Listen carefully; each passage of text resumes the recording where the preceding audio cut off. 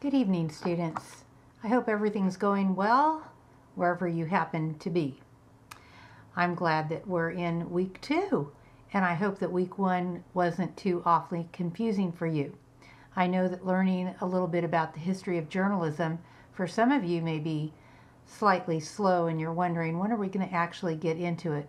Well, hopefully what you've learned is that it includes a lot, whether it's reviewing information and doing some research, interviewing people, finding out background about them, and then learning how to construct an actual story, learning the various formats, learning how to write different leads, learning what the essentials of a story are. There's really an awful lot to journalism. How we do it, what's involved, who's involved. And that's what I hope we're going to explore in the next 8 weeks and actually have a chance to practice a little bit more. The interview assignment, as many of you have probably by now figured out, is not an assignment according to your syllabus that's actually graded. So it was an experience for you. It was an experience that hopefully helped you understand what's involved in figuring out who you wanted to interview, working up some questions for the interview, and then finally formatting a story. I wanted to take this opportunity to let you know that the stories, something that I found very helpful in writing is the old adage that a good example is the best teacher. I think my mother may have told me that at one point, or maybe it was a teacher out there, but a good example is the best teacher. You have several good examples of stories in your textbook. There's a portion of your textbook that's called the morgue in the back. This is the Harrower textbook, the one that teaches you most about probably the scope of journalism, the scope of writing that you're involved in. If you hear little beeps every now and then, it's because I'm making sure that my screen doesn't go dark on me so that I can see what I'm doing. Anyway, in the Harrower textbook, on page 226, there's a very good article. It's called "You Wore Flip-Flops to the White House." It's actually an article that I think you would that you would find very entertaining. I chose it as an article for an example for you to read because I think you would be not only entertained by it, because it's about a bunch of college students that show up at the White House, and as you can guess, I think they're on a lacrosse team or something, but maybe it's not lacrosse, it's not important, maybe volleyball. But they've been invited to the White House by President Obama, and some of them show up in flip-flops. But besides discussing that controversy, it's a very well formatted story. It's a longer story, and I think that you can learn by the way that it has subheads and it's divided for comprehension and for an ease in reading style. I did note in your responses this past week to various things that some like to use nice short responses, well punctuated, various paragraphs. Others of you will put all of your information in one solid block. So what I'm going to encourage you to do as we proceed through the term is to go ahead and start using some of the things that we're learning even in this class in your responses. Learn how to go ahead and format, or what we call in writing, craft good responses. And that would mean paragraphs that are easy for the reader, meaning that it could be different from an essay in that you may have one sentence that constitutes a paragraph. In journalistic type writing, you'll soon discover that it's not an essay. You don't write an introductory sentence and then take 3 or 4 examples and describe what it is that you're saying. I know in essay writing it's say what you're going to say, and then say it, and then remind us of what you've said. Journalistic writing is not like that. You do use good grammar, good punctuation, good syntax, but a good writer journalistically uses interesting transitions, explanations, they summarize, they paraphrase, they use quotes from people that they interview or from things that they're covering, and they move the story along in a different way. We try not to be repetitive, unless, of course, we're talking to a younger audience or an audience that is less educated. We do try to think of who we're talking to.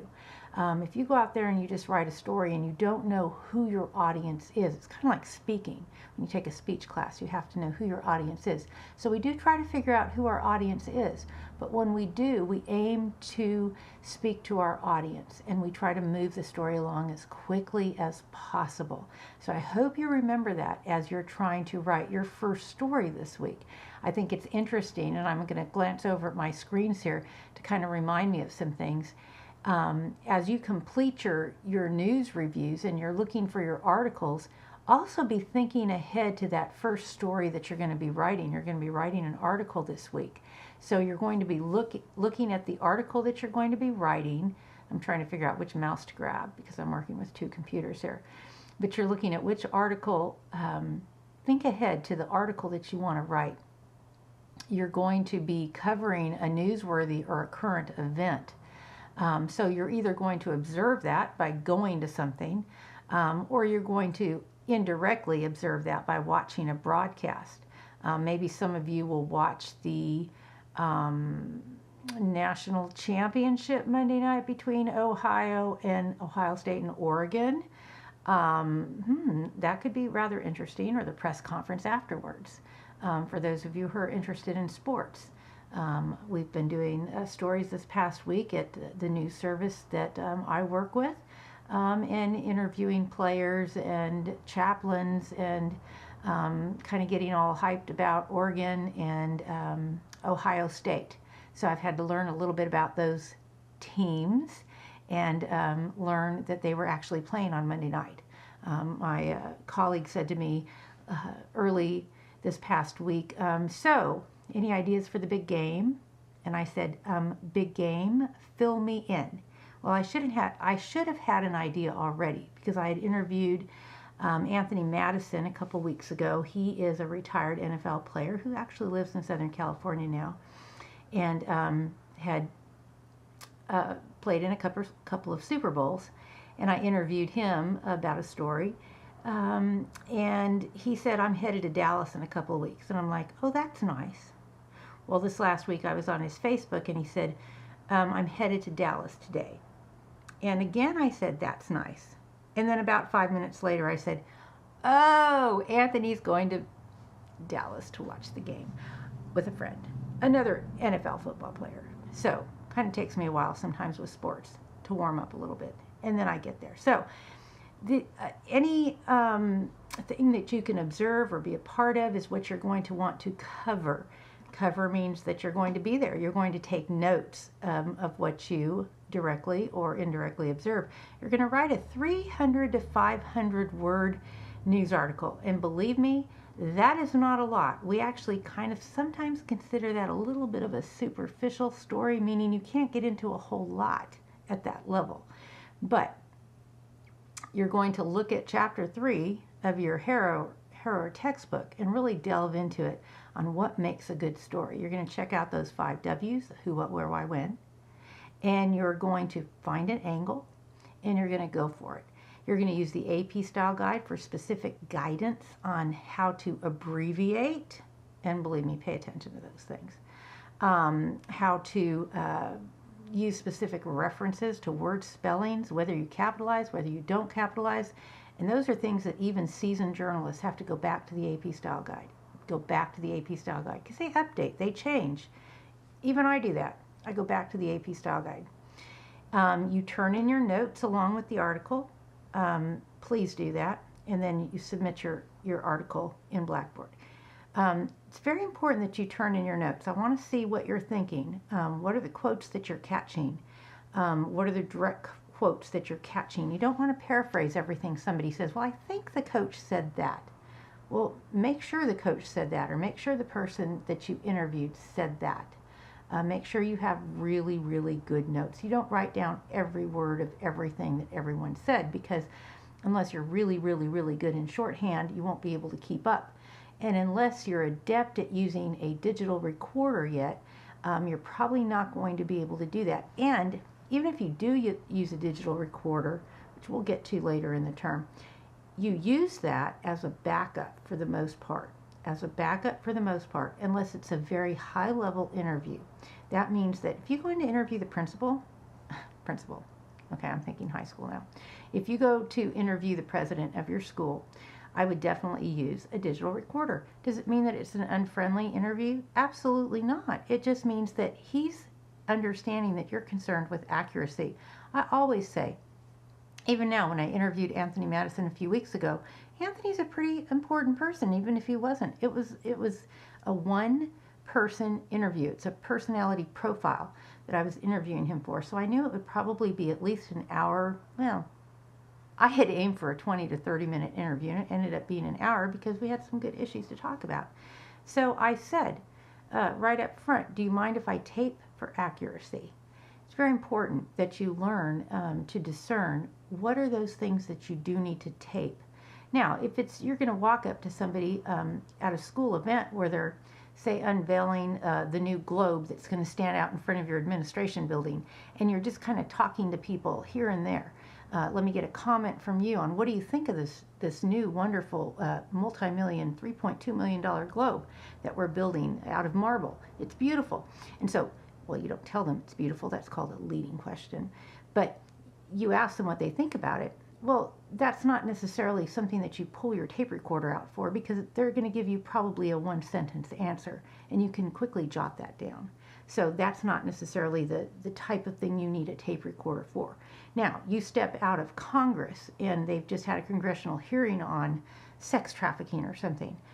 And so you're walking around to different congressmen and women, and you have your tape recorder out, and you're definitely taping what they say, because they might come back and change their tune later if they decide they're not exactly on the political side they wanted to be on. So it's a little bit of a backup. So depending on the situation, you're definitely going to want to have your recorder on you. But for this exercise, let's kind of tone it down a little. You're not going to have a recorder, but you're going to have good notes. So take good notes.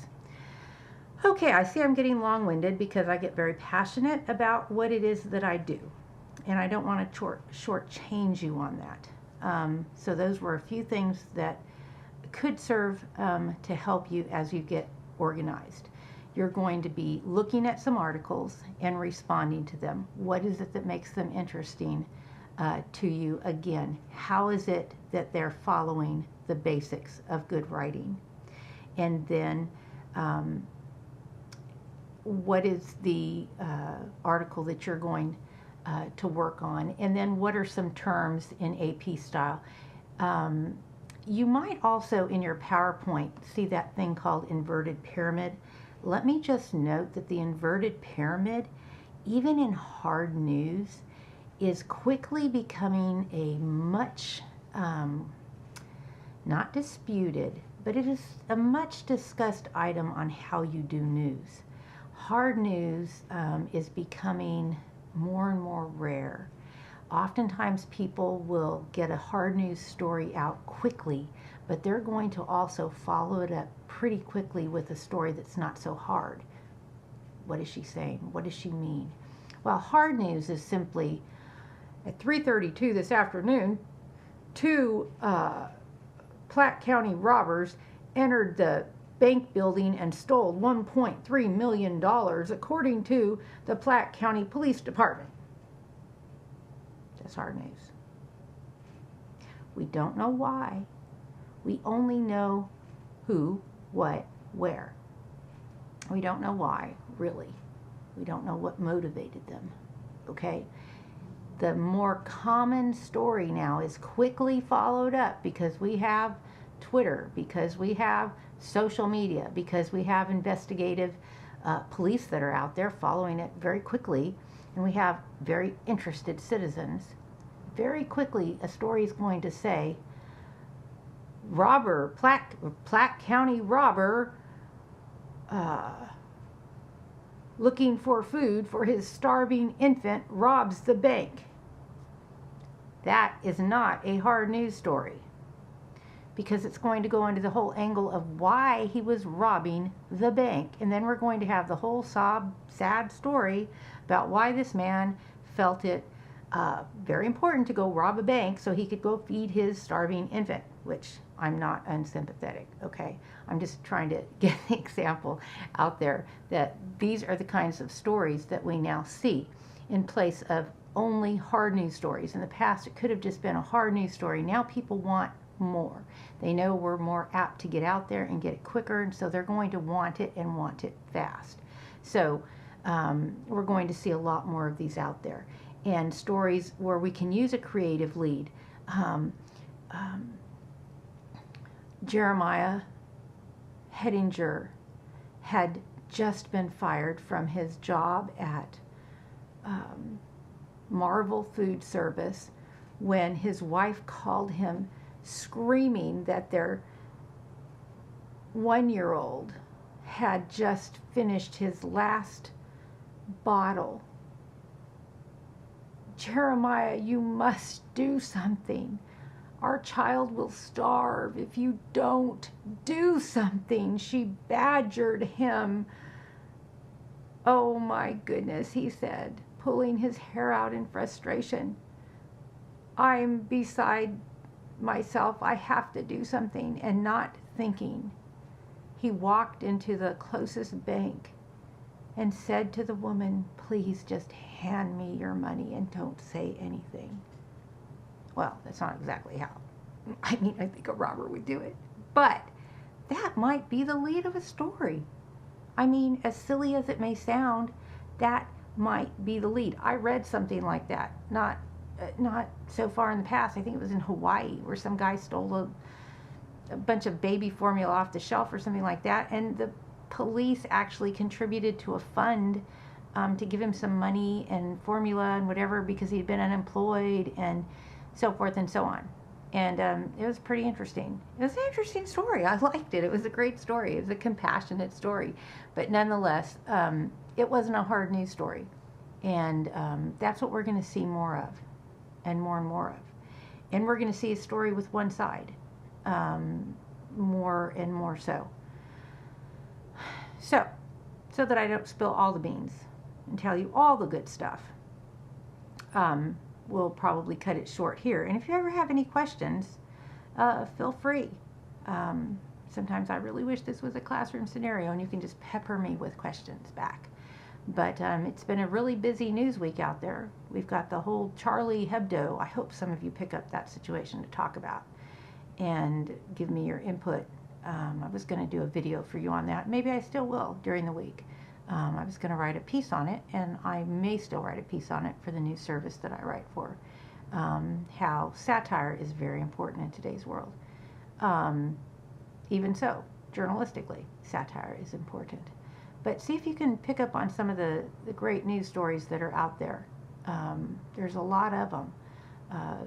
Gay marriage, Supreme Court decision this week. There's some big news stories in sports, big news stories all over the country, and I'm sure, in California as well. That's if you're in California. I know you're in Las Vegas, you're in Virginia, you're in Hawaii. I mean, you're everywhere, and that's great. So I'm signing off for now. If you have any questions, let me know. Any concerns, let me know, and happy writing.